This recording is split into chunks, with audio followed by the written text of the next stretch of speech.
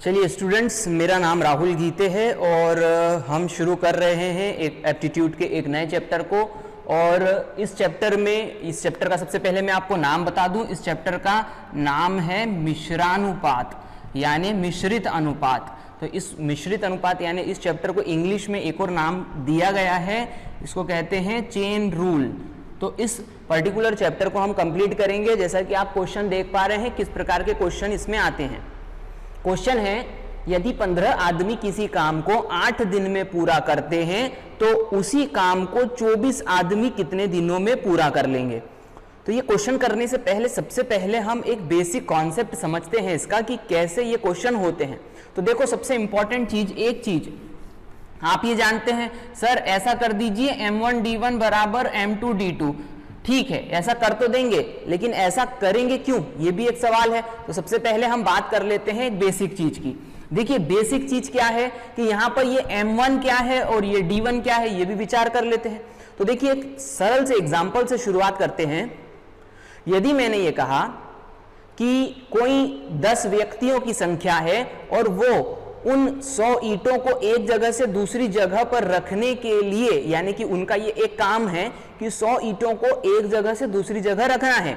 उन 100 ईंटों को रखने के लिए वे 10 आदमी लगाए गए हैं और वो टोटल मिला करके 10 दिन में काम खत्म कर देते हैं। अब ये कॉमन सेंस की बात है, इसको समझना। यदि वे 10 दिन में ये काम कर देते हैं, 10 आदमी 100 ईंटें रखनी है।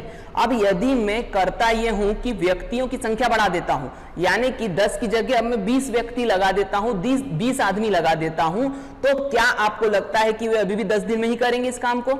नहीं, अब वे कम दिन लेंगे। इसका मतलब यहां से एक चीज हमें समझ में आई कि जो व्यक्तियों की जो संख्या होती है m, वो उनके द्वारा लिए गए दिनों की संख्या d के व्युत्क्रम अनुपात में होती है। व्युत्क्रम अनुपात का मतलब यह होता है कि इन दो राशियों को ऐसा लिखने पर यदि मैं m यानी कि व्यक्तियों की संख्या को बढ़ाऊंगा तो यहां पर दिनों की संख्या क्या होगी? कम होगी। इसे व्युत्क्रम संबंध कहते हैं। कॉमन सेंस में यदि आदमी बढ़ेंगे तो दिन कम लगेंगे और यदि आदमियों की संख्या कम होगी तो दिनों की संख्या ज्यादा हो जाएगी। गणित की भाषा में हम उसे ऐसे कहते हैं। अब ध्यान से समझिए, इसे कहते हैं व्युत्क्रम का चिन्ह। ये व्युत्क्रम का चिन्ह है क्योंकि यहां पर व्युत्क्रम संबंध है, इसलिए ये व्युत्क्रम का चिन्ह है। अब मैं क्या कर रहा हूं, इस व्युत्क्रम के चिन्ह को हटा रहा हूं। अब भाई व्युत्क्रम का चिन्ह हटाने के लिए क्या करना पड़ता है, तो गणित की भाषा में कांस्टेंट लगाना पड़ता है। तो मैं यहाँ पे कांस्टेंट लगा रहा हूं m, इसकी जगह पर मैंने लगाया बराबर, और इस बराबर लगाने के लिए मुझे कांस्टेंट लगाना पड़ेगा। अब वो कांस्टेंट क्या है, वो कांस्टेंट होगा w। w क्यों होगा? w इसलिए होगा क्योंकि ये वर्क है। वर्क यानी एक काम। देखिए 100 ईंटों को एक जगह से दूसरी जगह पर रखना था, तो ईंटें तो 100 की 100 है, यानी कि आपका जो काम है वो निश्चित है, कांस्टेंट है, इसलिए यहां पर आ जाएगा w और यहां पर इस प्रोपोर्शनल चिन्ह की जगह पर आ जाएगा बराबर, और ये d तो पहले से ही था। अब क्या कर रहे हैं, ध्यान से समझना है। इस d को मैं इस तरफ लेके आ रहा हूं, तो ये हो गया m इंटू डी बराबर में क्या हो जाएगा w। इस कॉन्सेप्ट को याद में रखना बहुत इंपॉर्टेंट है, m इंटू डी बराबर w।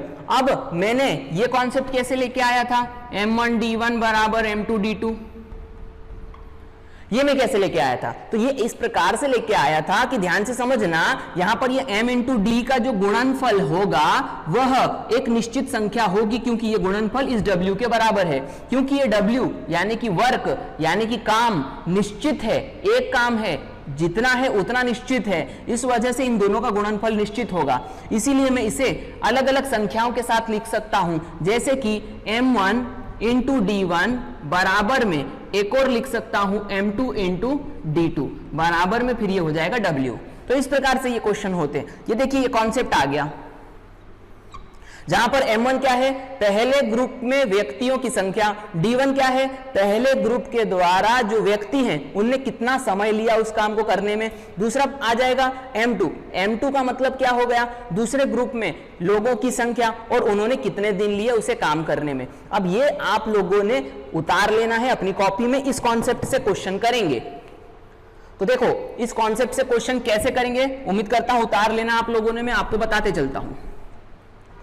अब देखो इस कॉन्सेप्ट में यदि हम कहें कि m1 d1 बराबर m2 d2, तो ये क्या होगा, यहां पर m1 क्या है, प्रश्न में देखिए, यदि 15 आदमी, यहां पर पहले ग्रुप में व्यक्तियों की संख्या कितनी हो गई 15, D1 दिनों की संख्या, 15 आदमी किसी काम को कितने दिन में कर रहे हैं, 8 दिन में, तो ये हो गया 8। इसके बाद में आगे बढ़ते हैं, यहां पर M2 प्रश्न में क्या कहा है, 8 दिन में पूरा करते हैं, तो उसी काम को 24 आदमी, यानी कि दूसरे ग्रुप में लोगों की संख्या कितनी हो गई, 24, कितने दिनों में पूरा करेंगे उस काम को, 24 आदमी कितने दिन में पूरा करेंगे, यानी कि ये 24 आदमियों के लिए कितने दिन लग रहे हैं ये पूछा गया है। अब इसको साधारण तरीके से सॉल्व कर दीजिए।